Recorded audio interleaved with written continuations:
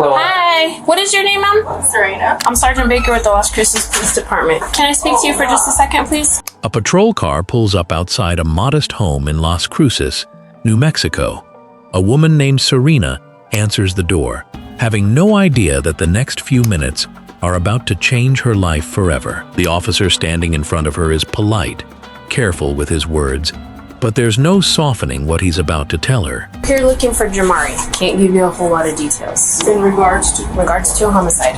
The dead, they found one street over. Her 16-year-old son, Jamari Sanchez, is wanted in connection with a homicide that happened just one street over from where she's standing right now. Your son took out a gun and shot a man. So I'm hoping that Jamari wants to tell us his story of what happened, and we'll go from there. In this moment, Serena doesn't know it yet, but her son isn't a witness.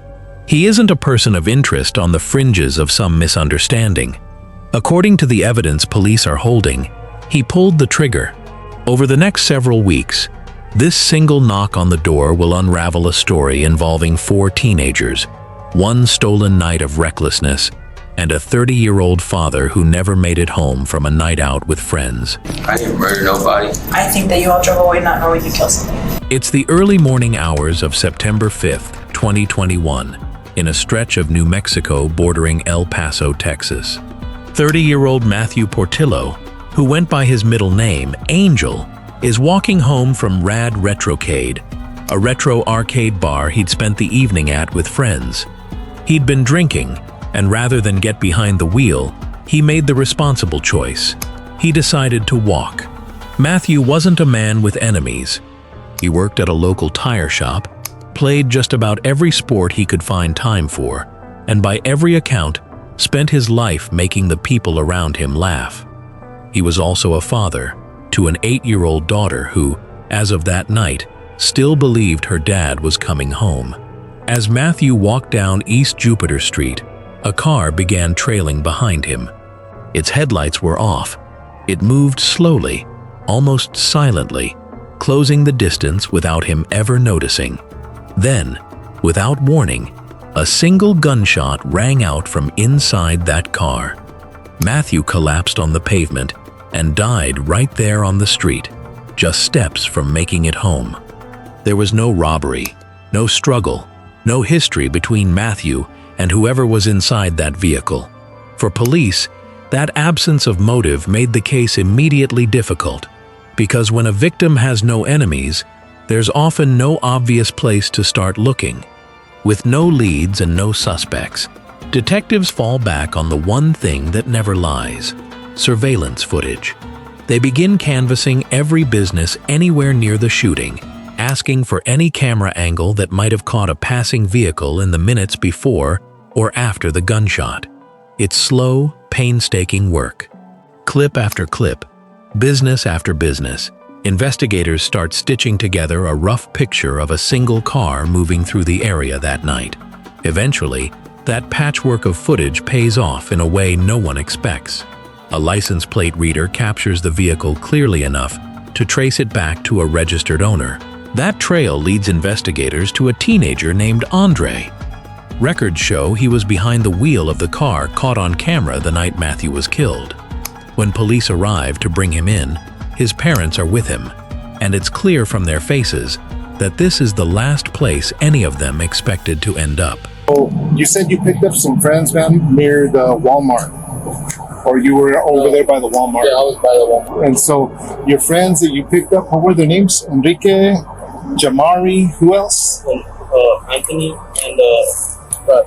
And who? Ryan. Brian, what's Brian's last name?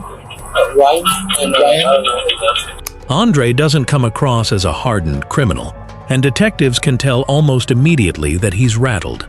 Within the first few minutes of questioning, he admits to something significant, that on the night of the murder, he'd picked up a group of friends near a local Walmart. He names them one by one: a boy named Enrique, a boy named Jamari, a boy named Anthony, and a fourth named Brian. It's a strong start for investigators, but a name isn't a confession. What they need from Andre is the truth about who actually fired the gun. And to get there, They need him to understand exactly how serious this has become. You seem like a pretty mellow kid, so which one of your friends is crazy? No. Which one? I don't know, to be honest. Sure? Yeah. The reason I'm telling you is because that car, we have it on camera over in that scene. That's why when we're discussing it, that's why we were telling your dad we're checking off the cars off the list. Your car was there. What happened?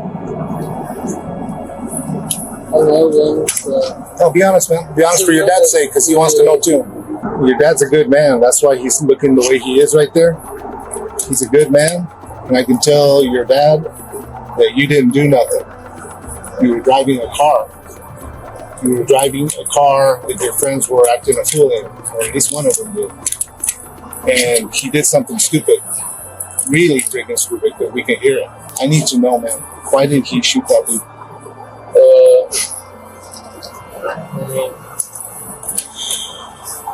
Tell me, man. Just tell me. What do you think, bro? What do you think? And I can tell it bothers you because your eyes are watering. You're from good blood, man. He's over here, standing here right next to you, man. You don't want to go down that road with what your friend did, man. I need to know what was going on in that car while your friend did what he did. I really don't know why.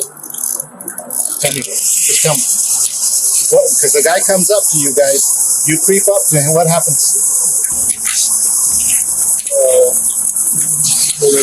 Come on over, man. I know your dad's upset. We're gonna stay right here, man. We're just gonna stare.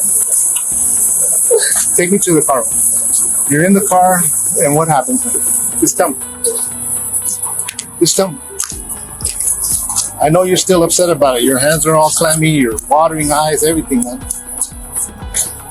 I want you to get out of this. I want you to not be, there's suspects and there's people that are witnesses. You know what I mean? You're in that driver's seat right there. That's what I think. Am I right? Yeah. So tell me what happened in your car, bro. We were just chilling, we were hotboxing the car or whatever. Yeah.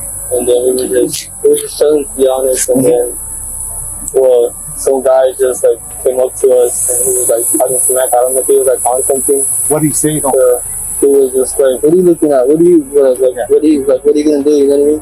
That's what he said to your friend? Yeah. And then our friend just reacted, and then what did he shoot him with? I don't know. To be honest, I didn't really. No, man, don't lie to me, man. Don't lie to me. You didn't shoot. Did you shoot? Yeah. Did your boy Anthony shoot? No. He's your better friend, right, Anthony?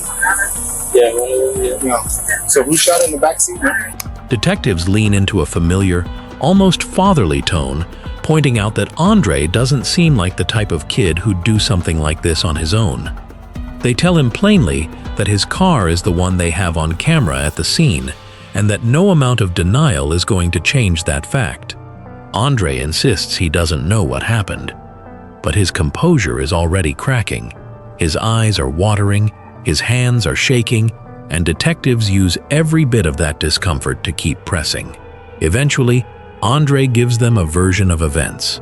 He says the group was in the car that night, smoking together, when a stranger approached and started running his mouth, saying something dismissive, maybe under the influence of something himself. According to Andre, his friend reacted to being disrespected, and that's when the gun went off. Andre won't confirm outright who pulled the trigger, but when detectives push him on whether it was the same friend he calls his better friend, Anthony, he says no. That single answer, paired with everything else he's already given up, quietly narrows the field to one name that keeps circling back through the conversation: 16-year-old Jamari Sanchez. Detectives bring Andre in for a second round of questioning, and this time, his account of that night starts to shift in a very telling way. In his first version, he claimed the stranger had been aggressive, that things escalated into some kind of self-defense. Now, sitting across from detectives again, Andre backtracks, insisting the shooting was more like an accident, one he says he genuinely didn't register happening in real time. So then when you, when you turn the car on finally, right? We see you go up. but it's really slow. It's almost like you go and you brake, and then you go a little bit further and you brake. I didn't know what happened at that moment.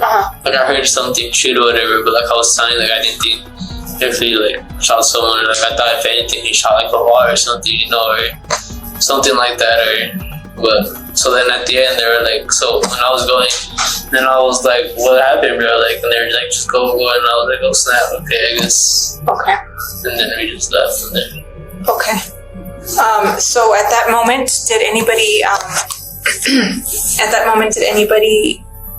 say like, oh my god, I think he's did anybody say anything about him being shot? They were just. No, I was just like, bro, did you just like shoot him? And then he was like, bro, just be quiet. And I was like, what do you mean? Like, what happened? You know? And then he was just like, that fool was like, what are you gonna do? And so like, he would just tell me what happened, and I was like, oh snap. He claims that in the moment, he assumed the sound might have been something harmless, maybe even a toy, despite sitting close enough to a firearm being discharged that there's no reasonable way to have missed it. He describes driving away slowly, almost cautiously, not fully processing what had just occurred, until one of the other passengers told him to just go. He says no one in the car spoke about it again until the next day, when news of a body being found forced the subject back into the open. And even then, it came up only in a brief message between friends, never a real conversation.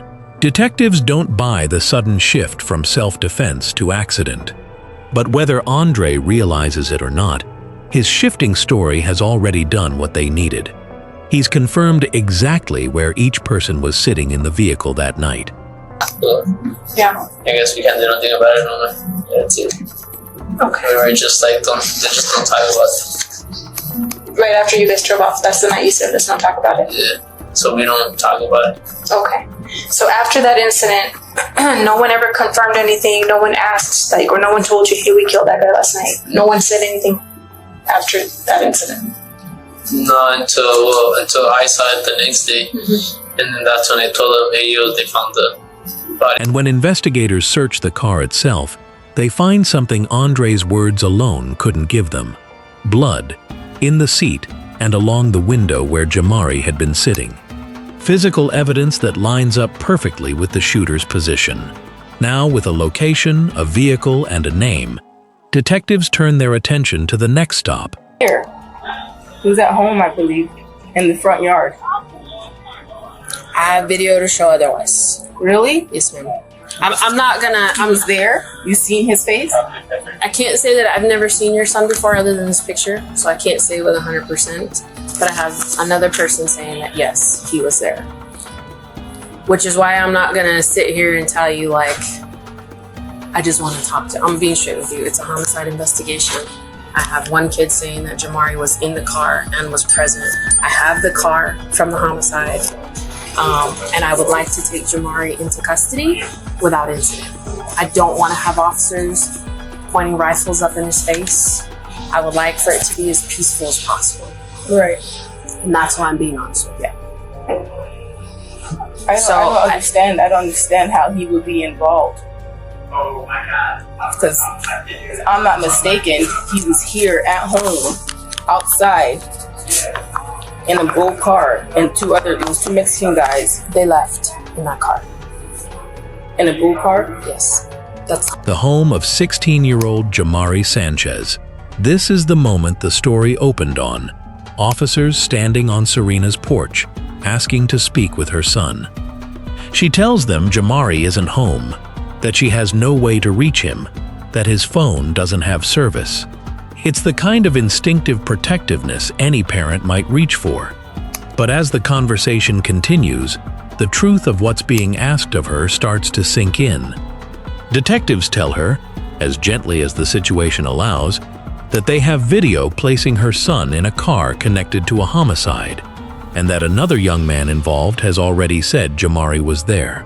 Serena struggles to reconcile that with the son she knows, insisting he was home that night, in the front yard with friends, not out in some car involved in a shooting. When she realizes detectives aren't leaving without answers, Serena makes the hardest phone call of her life. reaching her son to tell him police are looking for him and that they need to go to the station together. For Jamari, that call means the search is no longer hypothetical, and for detectives, it means racing to reach him before he has the chance to disappear. They find him at work not long after, patting him down as a precaution, informing him he's being detained while they wait for his mother to arrive. He tells them, almost offhand, that he made a mistake, a small comment that will end up meaning very little once his formal interrogation begins. Once the questioning formally begins, Jamari denies everything outright. He says he wasn't with the group that night at all, that after finishing his shift, he went home, showered, then went to a friend's house and fell asleep there. When detectives ask why multiple people would independently place him at the scene and identify him as the shooter, he has no real answer beyond confusion and denial. Shoot this person? I didn't shoot nobody. I wasn't even with them that night. Before, whenever I got home from work, I got home, took a shower, then I went to my friends. I fell asleep there. Why would they say that you're with them? And why would they say that you're the shooter? I don't know why. I don't know how I'm supposed to answer that question. Well, it's just a random thing to say. I mean, you're not gonna just pick anybody out of the blue and say, this kid was with me and he's the one that shot this guy. That's what I'm saying. Right, But, so it doesn't make a whole lot of sense, right? yeah, I don't know. I wasn't with them. Jamari, so let's walk us through that night. Okay, so Saturday going into Sunday. Okay, so Saturday night. Tell me your night. I got off work What time? usually around like 10:20. Is that what time you got off that night, or is it usually when you get off? Nah, it's like kind of like around there. Okay. Is that what time McDonald's closes? No, we close at 10, but we gotta like, Clean up and whatnot. Okay, so you got off work about 10:20. yeah. Okay. So then what happened from that? I smoked with my friend. I'm sorry, you smoked or you spoke? Smoke. Oh, okay. Who's your friend? Robert. He works with me. Okay, so you smoked with your friend Robert. There at the McDonald's? Yeah. Okay. Right after you get off? Yeah. Okay. Go ahead. And I went home, took a shower, then went to my friends and I fell asleep there. I was playing the game for a little bit. Okay, so you smoked with your friend Robert, and then you went home. How'd you get home? My friend Robert. He took you home? Yeah. What kind of car driver drives? It's a black car. I don't even know. Okay, how old's Robert? I don't even know. Do you know Robert's last name? No. He's older than me though. What's up, bud? He's older than me. He's older than you? Detectives walk him through the timeline piece by piece. What time he got off work, who dropped him home, what he did that evening. Jamari names a co-worker he says drove him home, someone he can barely describe beyond a vague estimate of his age and the fact that he has a beard. He can't provide a last name. When asked who he supposedly spent the rest of the night with, he refuses to give a name at all, saying only that he doesn't want to get anyone else involved. Then comes the detail that unravels everything. Jamari claims his mother dropped him off that night, but detectives already know that isn't true, because Serena herself told them, back on her own front porch, that she never drove her son anywhere that night. Confronted with the contradiction, Jamari immediately backpedals, insisting it was actually a friend who dropped him off, not his mother, a correction that only makes him look guiltier. Detectives lay out exactly what they have: his car on camera, a gun, a physical description of the confrontation with Matthew, and now, a story that's already changed twice in the span of a few minutes. Jamari continues to insist he's not going to take the fall for something he says he didn't do, growing more agitated with every question, at one point openly accusing detectives of trying to trap him into contradicting himself. Detectives respond plainly, he doesn't need any help doing that himself. Eventually, worn down by the contradictions piling up around him, Jamari gives detectives a single name he hasn't offered before: a friend named Anthony.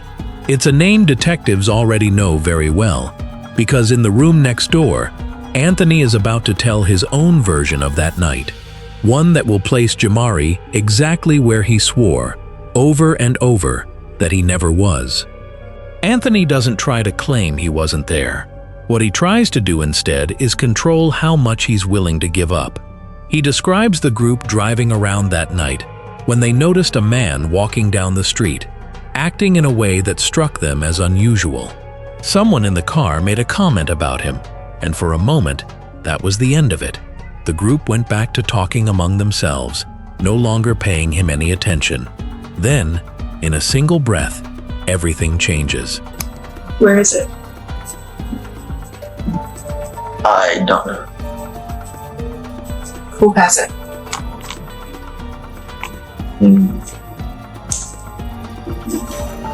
Not for sure, but I'm pretty sure nobody has it. Where was the last known location for that? Last known location was it was at my house. Last known location. Where at? In my room, because that's where Jamari and Ryan had spent the night. So was it on Jamari's person, or was it in your room somewhere hidden?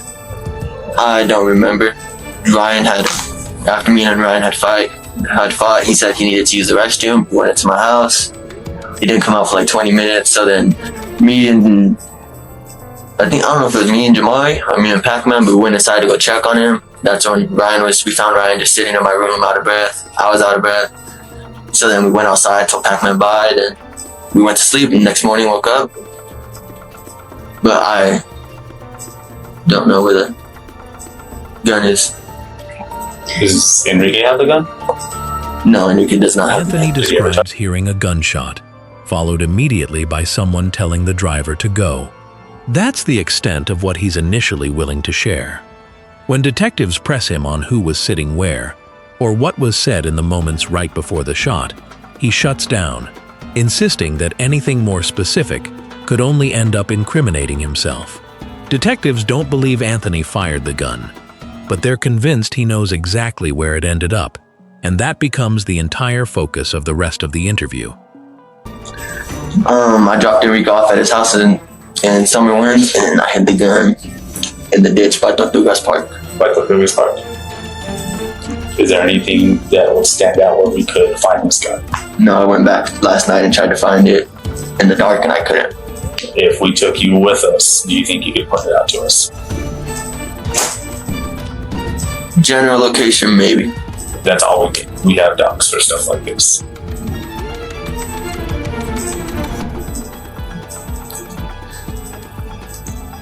Was that something you want to help us out with? I don't know, that'd make me a witness. You're already a I'm already a witness, but I'm not trying to take no stand, you know what I'm saying? Like, that's just... I wouldn't even be talking, but it's just...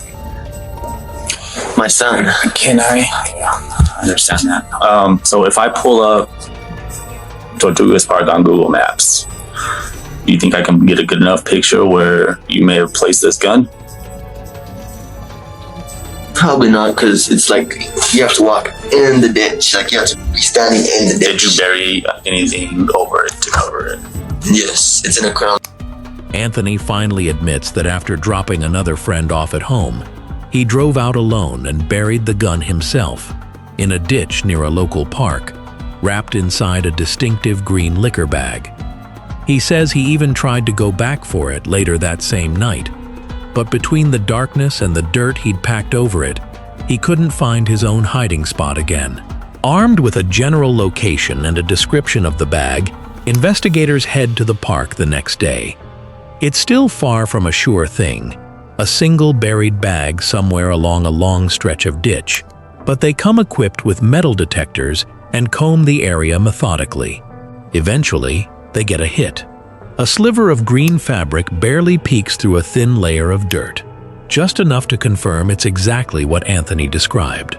Officers carefully clear the soil, photograph everything undisturbed, and finally pull the bag free. Inside is the murder weapon, the one piece of physical evidence tying the shooting directly back to the vehicle, and to the story Andre and Anthony had each, in their own way, tried to keep buried. For detectives, it's the moment the entire case has been building toward. They no longer need Jamari to confess. Between the blood evidence in his seat, the accounts from Andre and Anthony, and now the recovered weapon, they have everything they need to move forward. Jamari Sanchez is formally charged with the murder of Matthew Portillo. And in case you missed it, over in New Mexico, the Las Cruces jury found a 19-year-old man guilty of second-degree murder for shooting and killing a man in 2021. This is according to the 3rd Judicial District Attorney. 19-year-old Jamari Sanchez was a juvenile at the time of the shooting, but was tried as an adult and will be facing adult sanctions at sentencing for the murder of Matthew Portillo. Along with a firearm enhancement, and sentenced to 16 years in prison, facing that time under adult sanctions despite his age the night it happened. For Matthew Portillo's family, no sentence undoes what was lost. His 8-year-old daughter grows up without her father. His friends lose the person who made every gathering feel lighter. His community loses a man who, by every account, never gave anyone a reason to hurt him. Matthew Portillo made the responsible choice that night. He chose to walk home rather than risk anyone's safety by driving. It's a decision that should have gotten him home safely. Instead, it put him in the path of a car full of teenagers who, for no reason anyone has ever been able to explain, decided his life was worth less than a moment of bravado. Thank you for watching. If stories like this one stay with you long after the video ends, make sure you're subscribed, because we cover cases just like this every single week. Before you go, check out one of the most unbelievable cases we've ever covered, right here on your screen, or dive into one of our newest uploads.